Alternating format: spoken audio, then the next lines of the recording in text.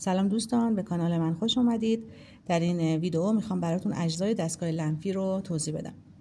همینجور که در این شکل میبینید این رگ‌های سبز رنگ رگ‌های لنفی هستن و اینها هم گره‌های لنفاوی هستش که پراکندگی گره‌های لنفاوی در بدن یک نواخت نیست. مثلا در ناحیه گردن، نواحی پایین گوش، در قسمت زیر بغل و بازوها و همچنین در نزدیکی طحال، در قسمت نزدیک کلون پایین رو، کشاله ران و زانوها تراکم گره‌های لنفاوی بیشتر مشاهده میشه و رگ‌های لنفی به شکل یک طرفه لنف رو در خودشون حمل میکنن تا به قسمت، در واقع این قسمت رو که میبینی خود کتاب هم اشاره کرده، محل اتصال رگ لنفی به سیاه رگ زیر ترقوه‌ای هست. این رگ‌هایی که شما اینجا میبینید، این سبزه که قطورتره، قطرش بیشتره، مجرای لنفی چپه که قطرش بیشتره و فاقد گره لنفی هستش و مجرای لنفی سمت راست قطرش کمتره و دارای گره‌های لنفی هستش و میبینید که در این قسمت اینها این مجرای لنفی راست و چپ میان و به اون سیاه رگ زیر ترقوه‌ای متصل میشن، میپیوندن، محتویات خودشون میریزن داخل اون و از اونجا به بعد لنف وارد خون میشه و میره از طریق بزرگ سیاه رگ زبرین وارد قلب میشه و وارد سیستم گردش خون میشه. خب در این شکل میخوایم اون اندامهای لنفی که در این شکل هستن رو بررسی کنیم. یکیش لوزه ها هستش. لوزه 3 عدد ما داریم، 2 تا در 2 طرف زبان و 1 عدد هم در پشت زبان کوچک ما لوزه داریم. پس 3 عدد لوزه اینجا میتونن به اصطلاح به عنوان اندام لنفی مطرح باشن.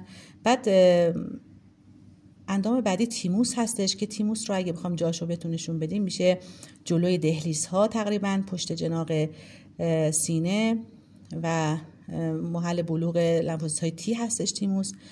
کمی پایینتر در سمت چپ بدن در راستای لوزالمعده و در مجاورت معده ما اندام لنفی داریم به نام طحال که طحال محل استقرار ماکروفاژ ها برای تخریب گوچه های قرمز از کار افتاده هستش. دارای رگ های لنفی هم در داخلش هست. همینجوری که میبینید سرخ رگش نسبت به سیاه رگ در محل ناف بالاتره. این هم جز اندام های نافدار در واقع محسوب میشه. بعد اندام لنفی بعدی آپاندیس. آپاندیس رو در اینجا داریم که آپاندیس در ابتدای روده بزرگ متصل به روده کور هستش و خودش یک اندام جزء لوله گوارش محسوب میشه و یک اندام لنفی هم محسوب میشه.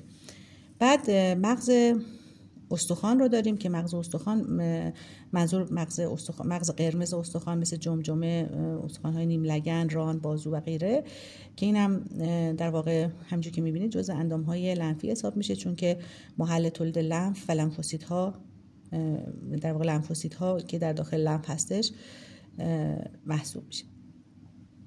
خب اینجا هم که در این شکل ما یه دونه گره لنفی رو می‌بینیم. گره لنفی دارای یک سری رگ‌های آوران هست که اگر نگاه کنید تعدادشون هم بیشتره، یعنی در هر گره لنفی یه دونه از این سبزا رو که گره لنفی هستش اینجا بزرگ شدهشون نشون داده، دارای رگ‌های آوران و یه سری رگ‌های وابران هست. رگ‌های آورانش همونجوری که می‌بینید تعدادش بیشتره. از طریق این رگ‌های آوران لنف وارد گره‌های لنفی میشه و به شکل یک طرفه و می‌بینیم که دریچه‌های اینجا داره، مانند دریچه‌های لانه کبوتری عمل می‌کنن. وقتی که لنف وارد گره‌های لنفی شد دیگه اینا بسته میشن و لنف دیگه نمیتونه برگرده. و در گره‌های لنفی هم که خب میتونه، درسته که جزء اندام‌های لنفی محسوب نمیشه ولی جایگاهی هستش برای اینکه در واقع اینجا مبارزه‌ای بین میکروب‌ها و سلول‌های ایمنی بخش و لنفوسیت‌ها صورت بگیره و از اینجا به بعد اون چیزی که خارج میشه از گره‌های لنفی وارد لنفی که خارج میشه وارد رگ‌های وابران میشه و اینجا هم دریچه داره و همشون یک طرفه هستن، یعنی جهتشون از این قسمت رگ‌های آوران به سمت رگ‌های وابران هستش و اینجا هم دریچه داره و یک طرفه.